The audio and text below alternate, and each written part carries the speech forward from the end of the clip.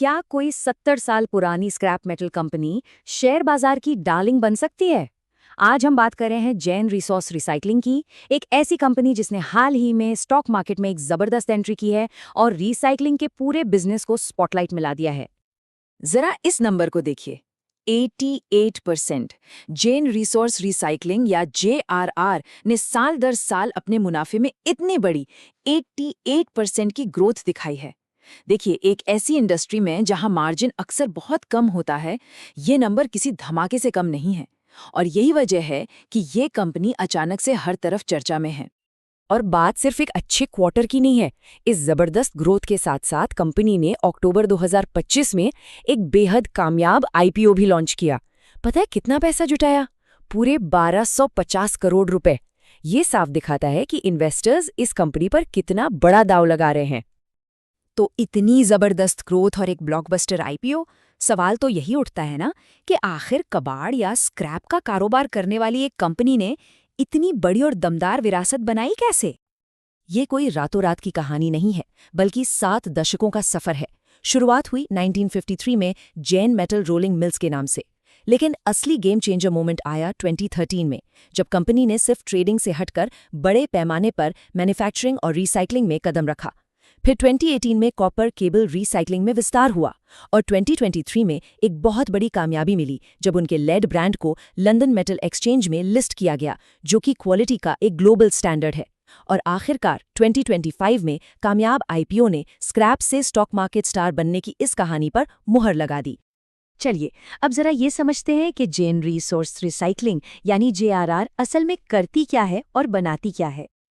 अगर इनके रेवेन्यू को देखें तो कहानी बिल्कुल साफ है। इनका बिजनेस मुख्य रूप से 2 ही मेटल्स पर टिका है, लेड यानी सीसा और कॉपर यानी तांबा। ये दोनों मिलकर इनके टोटल रेवेन्यू का 94% हिस्सा बनाते हैं। मतलब ये इनके बिजनेस का कोर है। और सबसे दिलचस्प बात यह है कि ये सारा मेटल जाता कहाँ है? ये उन चीजों में बदल जाता है जिन्हें हम रोज इस्तेमाल करते हैं। रिसाइकिल किया हुआ लेड सीधा जाता है गाड़ियों की बैटरी बनाने में। कॉपर का इस्तेमाल होता है बिजली के तारों और गाड़ियों के पार्ट्स में। एल्यूमिनियम से बनते हैं हल्के व्हीकल पार्ट्स और घर के अप्लायंसेस। और तो और बैटरी केसिंग और केबल से निकलने वाले प्लास्टिक को भी रिसाइकिल किया जाता है ताकि कुछ भी बर्बाद ना हो। तो ठीक है, हम जान गए कि ये क्या बनाते हैं, पर असली सवाल तो ये है, इनकी कामयाबी का राज क्या है? एक इतने कॉम्पिटिटिव बाजार में ये इतनी सक्सेस कैसे हासिल कर रहे हैं? इसका एक बहुत बड़ा कारण है इनकी ग्लोबल पहुंच। जरा सोचिए, ये 120 से भी ज्यादा देशों से अपना कच्चा माल यानी स्क्रैप मंगाते हैं। चाहे वो मिडिल ईस्ट के छोटे स्क्रैप यार्ड्स हों या नॉर्थ अमेरिका के बड़े सप्लायर्स, इनकी सप्लाई चेन लगातार चलती रहती है। दूसरा सीक्रेट है इनकी स्मार्ट लोकेशन। इनके सारे प्लांट्स भारत के पूर्वी तट पर बड़े बंदरगाहों के बिल्कुल पास हैं। इसका फायदा, माल लाने और ले जाने का टाइम और पैसा दोनों बचता है। ये उन्हें देश के अंदरूनी हिस्सों में बैठे कॉम्पिटिटर्स पर एक बड़ी बढ़त देता है। और तीसरा और शायद सबसे स्मार्ट मूव है इनकी फाइनेंशियल स्ट्रैटेजी, जिसे कहते हैं कमोडिटी हेजिंग। चलिए इसे एक आसान से एग्जाम्पल से समझते हैं। मान लीजिए आपको 6 महीने बाद कहीं जाना है और डर है कि फ्लाइट टिकट महंगे हो जाएंगे, तो आप क्या करते हैं? आज ही एक फिक्स्ड कीमत पर टिकट बुक कर लेते हैं। बस JJR भी मेटल्स के साथ ठीक यही करता है। वो लंदन मेटल एक्सचेंज का इस्तेमाल करके कच्चे माल और तैयार माल दोनों की कीमतें पहले से ही लॉक कर देते हैं। इससे मार्केट में मेटल के दाम कितने भी ऊपर नीचे हों, इनका प्रॉफिट सुरक्षित रहता है। लेकिन कहानी यहीं खत्म नहीं होती। JRR यहीं रुकने वालों में से नहीं है। भविष्य के लिए इनके प्लान्स बहुत बड़े हैं और यहीं से चीजें और भी ज्यादा दिलचस्प हो जाती हैं।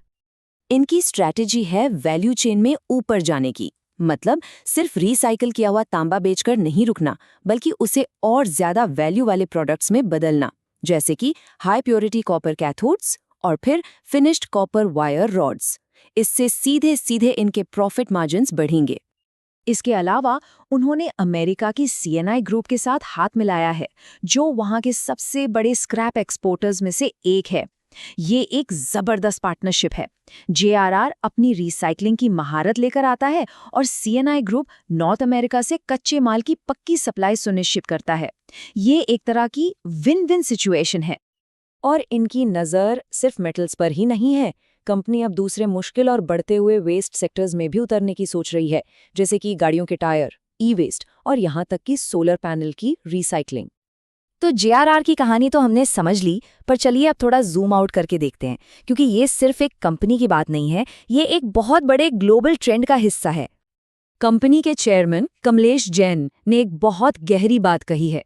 वो कहते हैं, रिसाइकलिंग एक विकल्प नहीं बल्कि एक मजबूरी है। ये शब्द आज की दुनिया में रिसाइकलिंग की अहमियत को साफ साफ बताते हैं, खासकर जब हम रिसोर्सेज की कमी और क्लाइमेट चेंज जैसी चुनौतियों का सामना कर रहे हैं। और ये सिर्फ कहने की बातें नहीं हैं, सरकार की पॉलिसीज भी इसी तरफ इशारा कर रही हैं।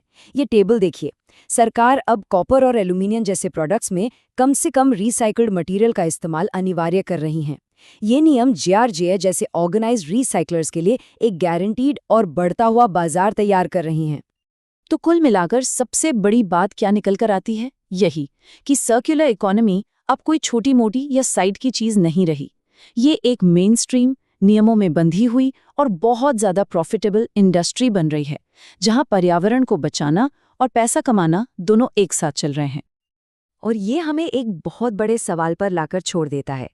जैसे जैसे कचरा एक कीमती रिसोर्स में बदल रहा है, तो वो अगली इंडस्ट्री कौन सी होगी जिसे सर्कुलर इकोनॉमी पूरी तरह से बदल कर रख देगी? क्या वो इलेक्ट्रॉनिक्स होगी या फिर फैशन? सोचने वाली बात है।